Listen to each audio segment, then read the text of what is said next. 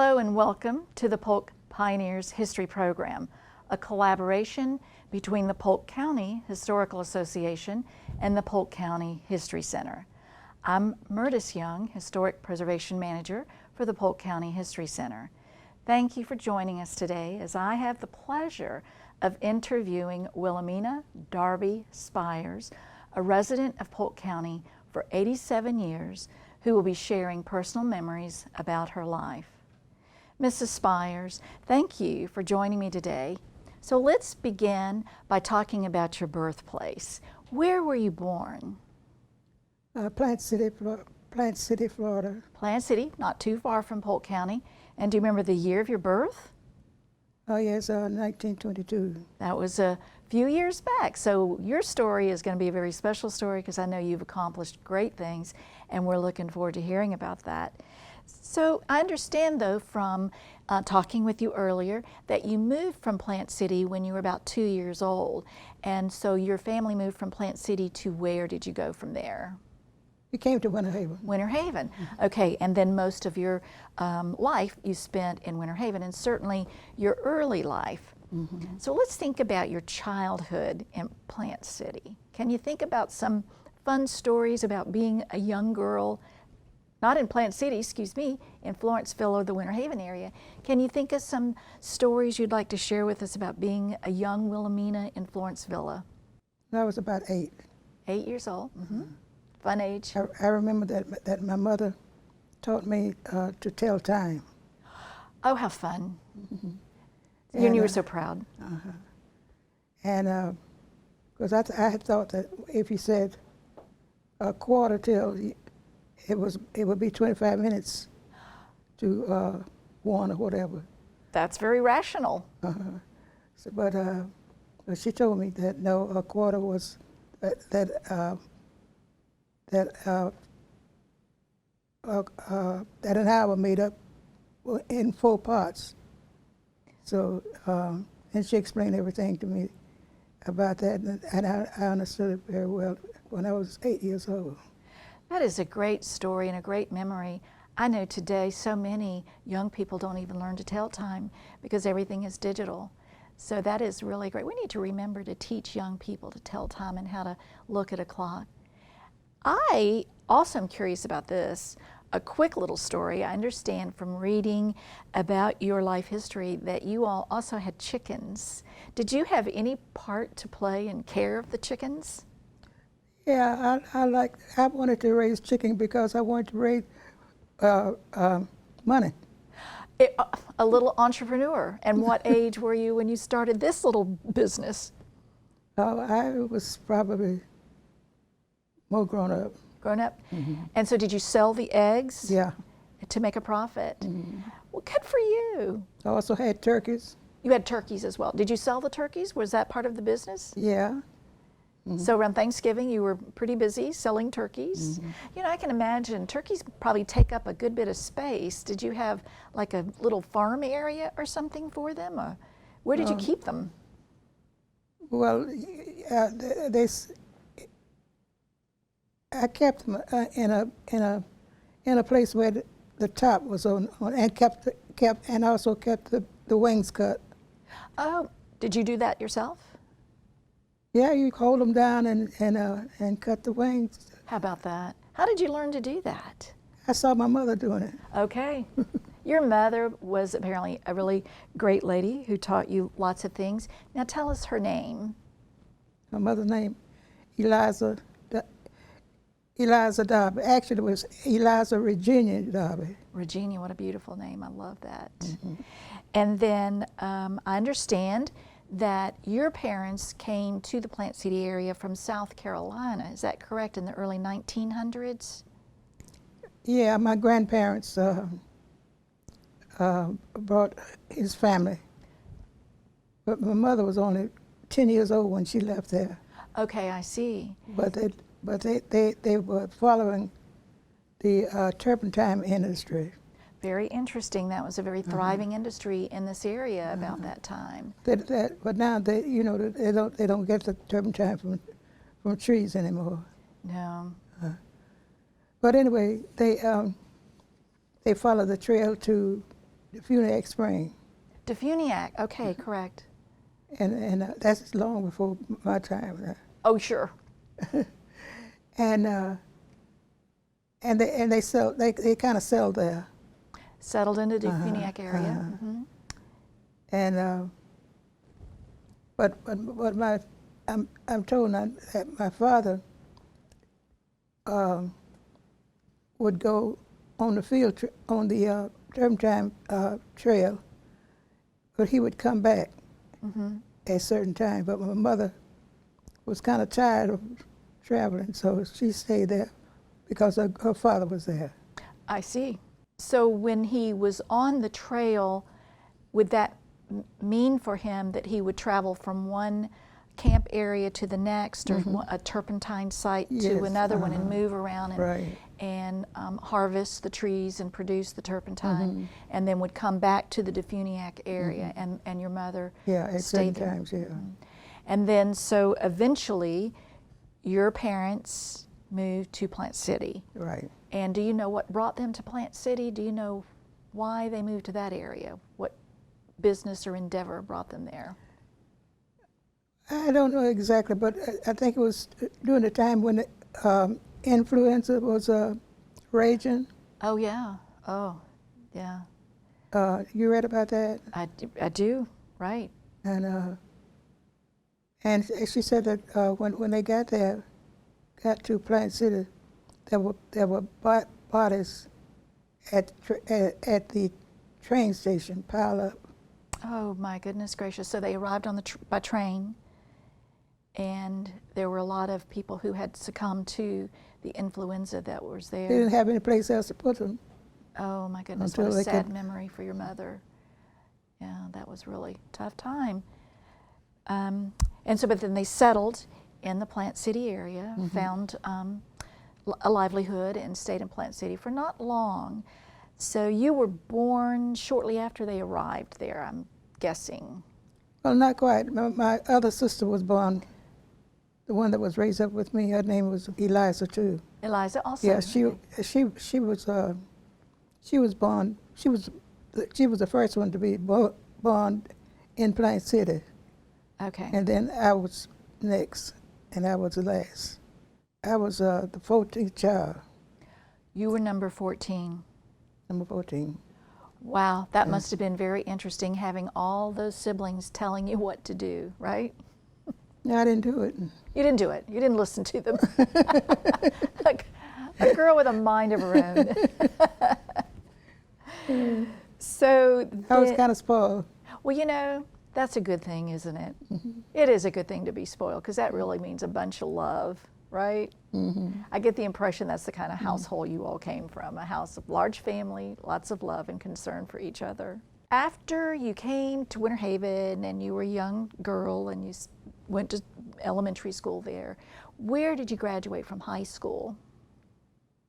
Well, I graduated in at Schoolwood to 10th grade, but I came back when I was grown and finished high school.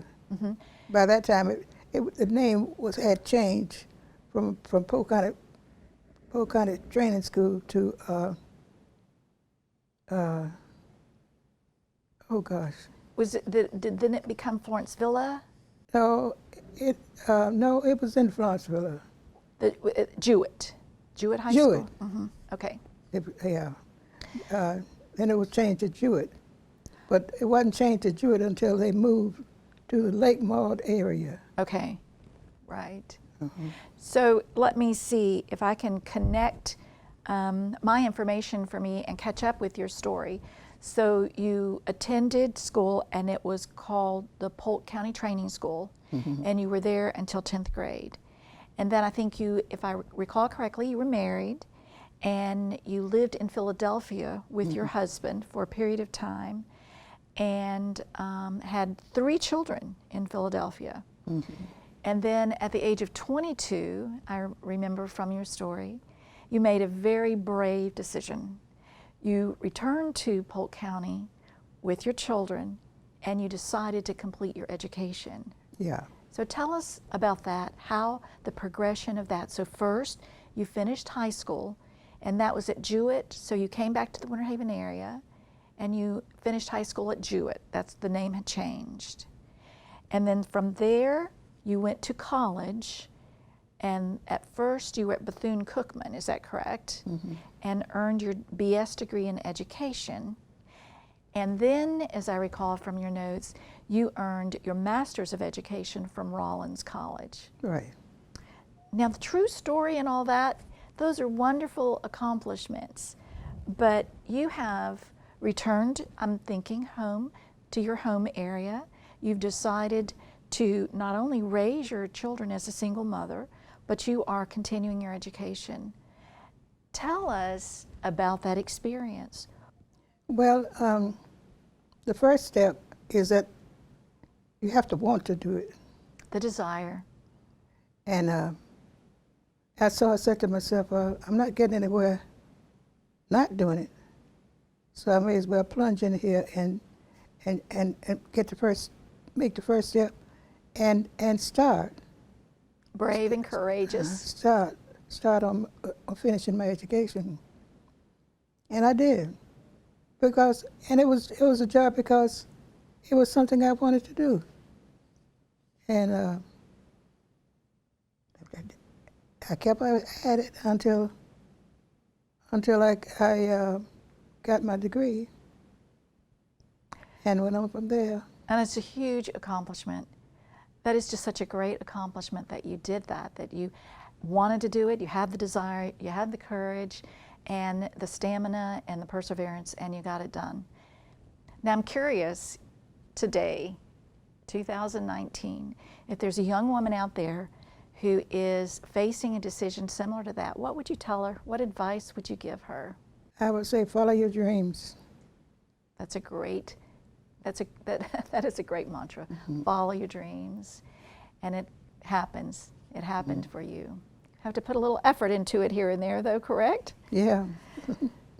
So with that, with your dream, with your courage, with your perseverance, with your desire, I know that you also instilled all those wonderful characteristics in your children.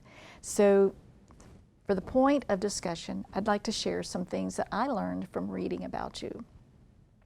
Of your children, they all also are very successful.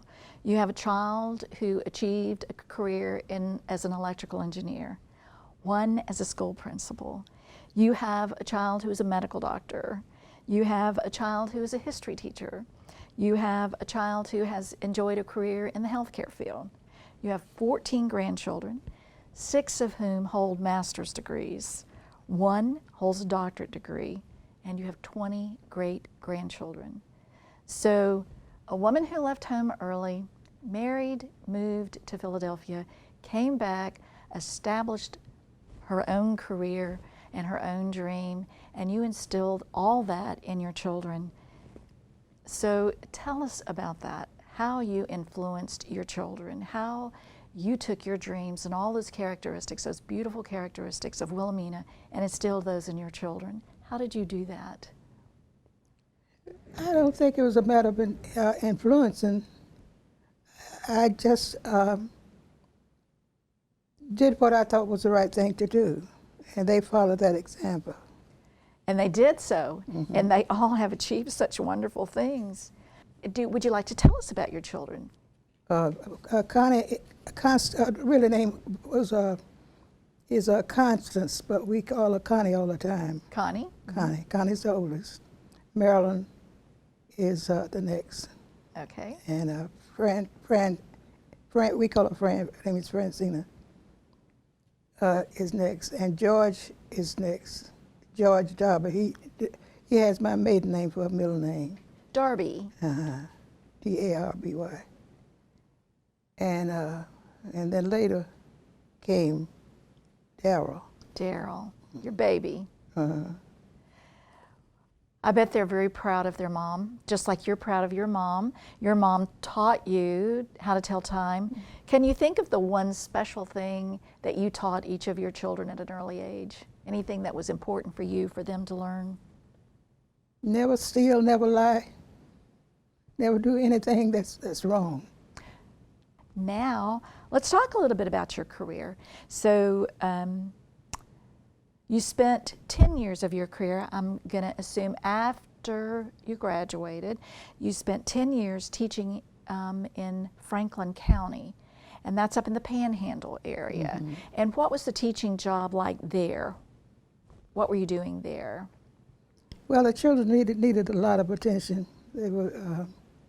They came like they were first graders, but most of them came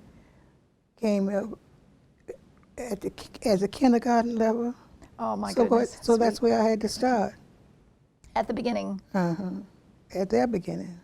And you did that for 10 years, teaching little first graders. Yeah, but if you teach every day, it's not long before they make up their time. Okay, that's good to know. That's important probably for educators to realize that today, that consistency every day, that time with them. Do you have a special memory from that period of time, being out in the Panhandle? Yeah, I remember I had several sets of twins. Oh my goodness. And there was one one set of twins was Monty and Ronte. And every day they would play jokes on me. No kidding. And I would say, Ronte, I'm not Ronte, I'm Monty. But he really was Ronte. They teased you about Yeah. being the other one. Oh, how funny. Little boys. That is really sweet. And I had a set of twins. They were really smart. I can't think of their names right now, but they were real smart. And it seemed like I had another set of twins, but I can't think of who they were, think of their names either. But I had several. It seemed to me that I had 4 sets of twins not in the same year. Okay, that would be such a challenge. Well, that is pretty significant though. In your 10-year career, you had multiple sets of twins that you were teaching. So I guess with each set of twins, you learned some of their little shenanigans, so you learned how to teach the twins. But it was kind of fun. Yeah, oh, I'm sure. I am sure. And then now you're going to arrive in Polk County, and you're teaching in Polk County in the elementary level for 17 years. Which school were you at during the Polk County tenure? Well, first I was at a school in Lake Wales, Janie Howard Wilson. Okay, sure enough. And then I moved to Winter Haven. And I taught at the rest of that time that I taught, I think it was 19 years. Oh my. I taught at Elbert Elementary. Elbert in Winter Haven, okay. 10 years in second grade and 9 years in second grade and 10 years in as primary resource teacher. And tell us about that primary resource. You were not in a single classroom, you had multiple areas that you were teaching? It was like testing. You test and you place them in a certain category, and then you make out what we call a ESE. Okay, I see. You have to assess maybe their educational weaknesses and would help get them the resources that they needed to. And I could either go in the classroom and help them after I talk with the teacher, or I could bring them out if that's what the teacher wanted. Most of the teachers wanted them out. And so then you would be responsible for finding their alternate classroom, or? I would be responsible for working on those skills that they were lacking in. Okay, wonderful. That must have been extremely rewarding for you, because a woman of such determination and great aspirations, it must have been such a great challenge to find these little young people who just needed a little extra boost, and there you were to help them with that. I remember I had 5 little boys. I had 5 little girls. I liked 5 little boys better. Because they really wanted to learn.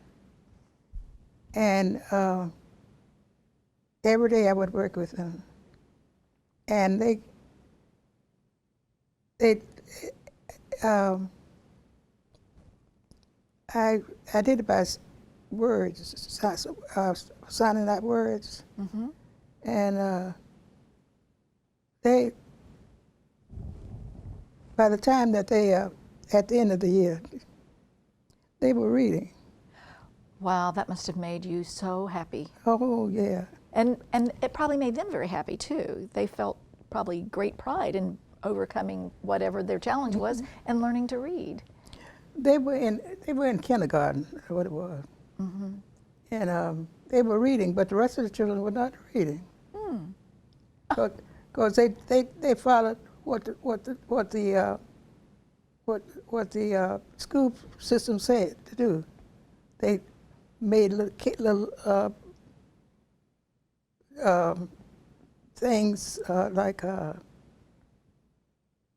they would housekeeping.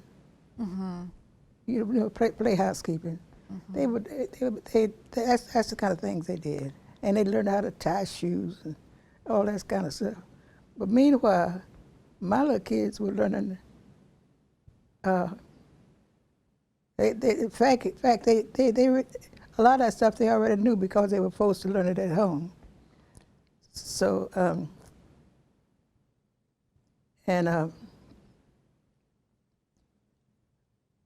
but I was really proud that they were able to read. So, and everybody thought that they would stay in first grade another year, but Wow. they didn't. They went right on with their class. Oh, congratulations to you. How absolutely wonderful. Those little boys learning to read ahead of their class. You must have been, I don't know where they are today, but I know you are very near and dear to their hearts. I know you are, because reading at that level. And that just gave them the boost they needed to feel like they could succeed. And I am almost positive they did because of Mrs. Spires. What a great memory. Thank you so much. But I did meet one of those kids. Tell us about that. Yeah, I was walking down the street, and this giant man came up to me and hugged me so tight I couldn't hardly breathe. Oh, he said, my "Miss Spires, Miss Spires." This is whatever his name was. He told me, and I pretended I knew who he was. He sure knew who you were, because you made that impression on him. Yeah. Oh, how beautiful. So that young woman who left Philadelphia, decided to get an education, decided to become an educator. You have influenced a lot of lives, some of whom you don't even remember that you influenced, but I'm sure after 37 years there are many, hundreds of them out there remembering you and hugging you every day for teaching them such great things like learning to read ahead of their class. Good for you. When I had the red hat. And we loved that hat. It was in a newspaper. Correct. They said that my hairdresser told me that the pastor came out and said, "How many of you saw Miss Spires' picture in the paper?" And she said that the whole church just clapped and applauded and applauded, and some of them stood up and they applauded a long time. I'm so glad to hear that story. That is great. And Maryland's pastor, she's a lady. She almost did the same thing. She had Marilyn on the stand, and said,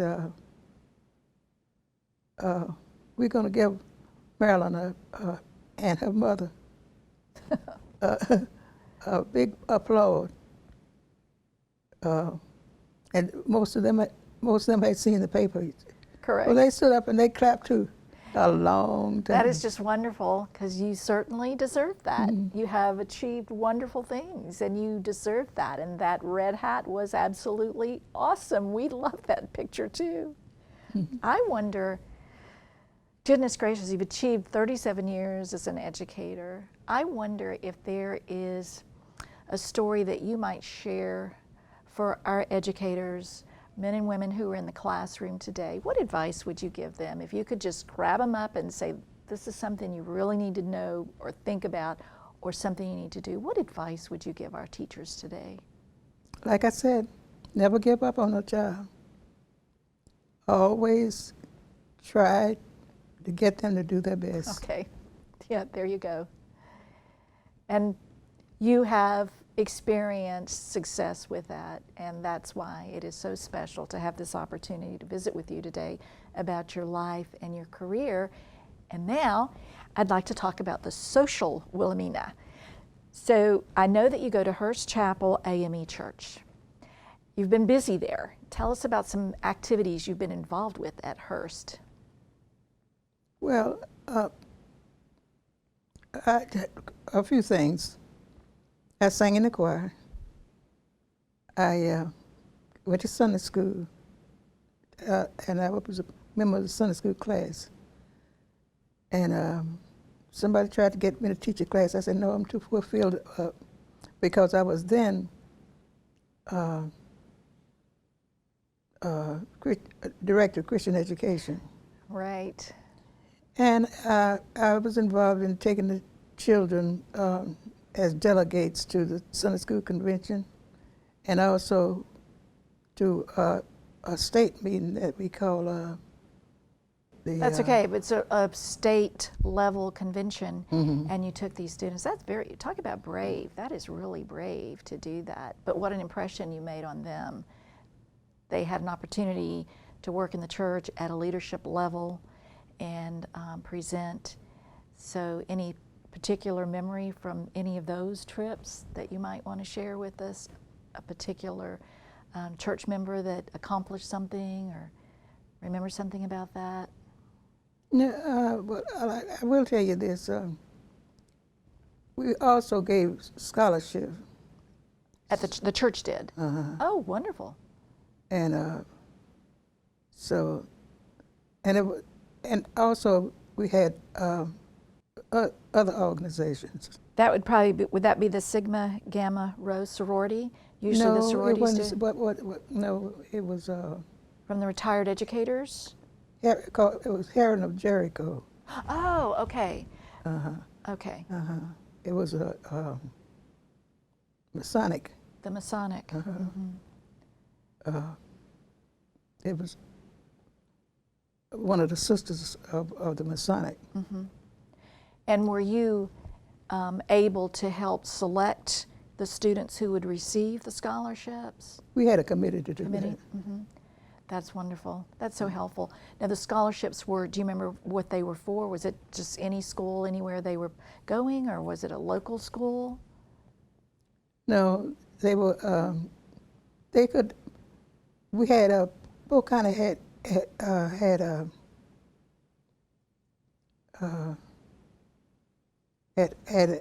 begun giving college classes. Mm-hmm. So some of them went there. Okay, I see. Very valuable, so valuable to have those kinds of resources available to help inspire someone to continue their education when they have financial need. Good for you. I understand too, though, at the church, you were, involved in helping students. You sing in the choir. You served as treasurer for a period of time, and you also had a building fund project. And you were instrumental in helping with the capital campaign for the building fund at the church. I wasn't over that. It was a trustee thing, but I did contribute. Contribute to the building of the church. And so is AIM growing today still? Is your congregation still growing and very active and vital? I think so, yeah. Good, great. So I've had a great time visiting and talking about the young Wilhelmina and talking about the brave girl that made decisions, or young woman that made decisions, the accomplishments, the wonderful accomplishments that you have achieved raising a family, influencing young students. Now, what I'd like to do is give you an opportunity to share something with us that I haven't asked you. Is there anything that you would like to talk about and share that is Wilhelmina's story that we haven't talked about? I'm glad to be retired.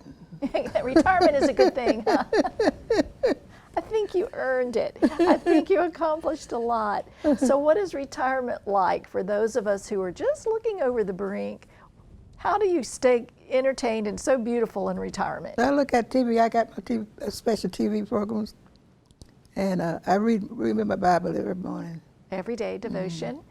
And I've had the opportunity to be around you on a few occasions, so I know that you enjoy shopping with your daughters and picking out beautiful hats. So that's a part of retirement. So then we all will look forward to retirement. I think we have a few things to accomplish first, because you've done so much and you've led the way for us. And I just thank you so much. Thank you. Thank you all for joining us today as we contribute one more story to Polk County Pioneers.